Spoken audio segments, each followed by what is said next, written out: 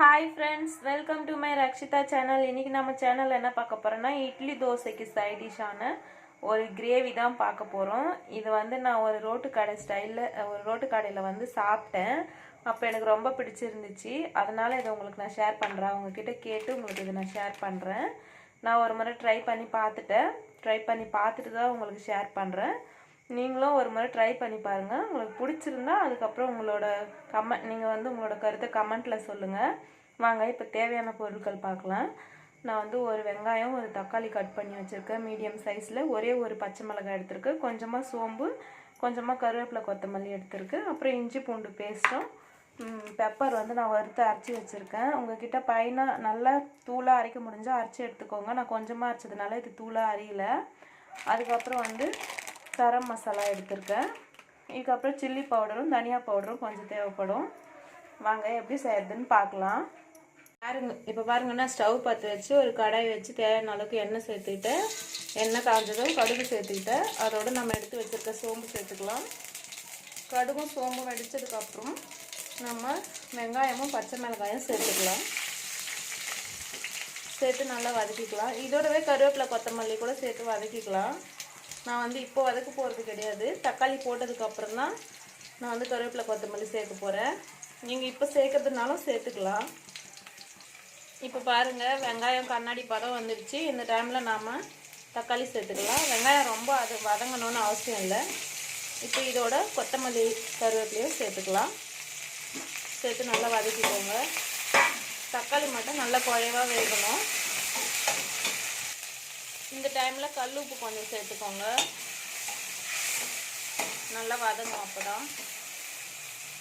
இப்போ பாருங்கள், தக்காளி நல்லா குழைவாக வெந்துடுச்சு. இந்த டைமில் வந்து ஒரு 1/2 ஸ்பூன் மட்டும் இஞ்சி பூண்டு பேஸ்ட் சேர்த்துக்கலாம். இஞ்சி பூண்டு பேஸ்ட்டே மஞ்சளாக இருக்குதுன்னு நினைக்காதீங்க.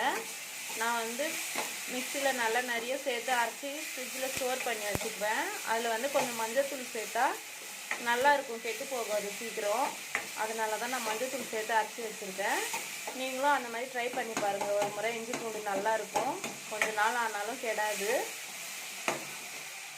இஞ்சி பூண்டு பேஸ்ட்டு சேர்த்ததும் சிம்மில் வச்சுருங்க, இல்லைன்னா அடி பிடிச்சிரும். இஞ்சி பூண்டோட பச்சை வாசனை எல்லாம் போயாச்சு. இப்போ வந்து ஒரு 1/2 ஸ்பூன் வந்து ரெட் சில்லி பவுடர் சேர்த்துக்கலாம். அப்புறம் 1 ஸ்பூன் வந்து தனியா பவுடர் சேர்த்துக்கோங்க. சேர்த்து நல்லா மிக்ஸ் பண்ணிக்கோங்க. இதோடவே நம்ம எடுத்து வச்சுருக்க கரம் மசாலாவையும் சேர்த்துக்கலாம். கரம் மசாலாவும் ஒரு ஸ்பூன் சேர்த்துக்கோங்க.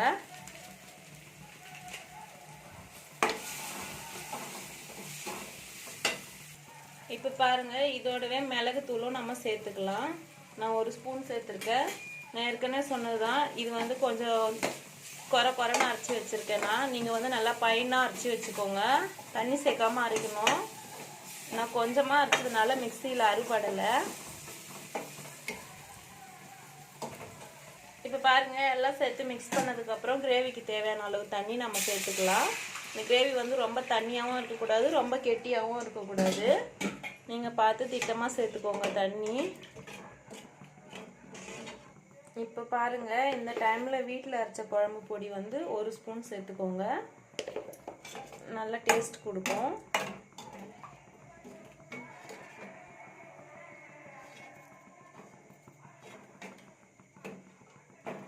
மிக்ஸ் பண்ணி நல்லா ஒரு 10 நிமிஷம் குழம்பு வந்து கொதிக்கிட்டோம்.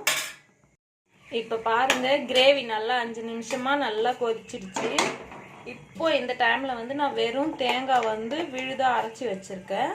ஒரு 2 ஸ்பூன் சேர்த்துக்கோங்க.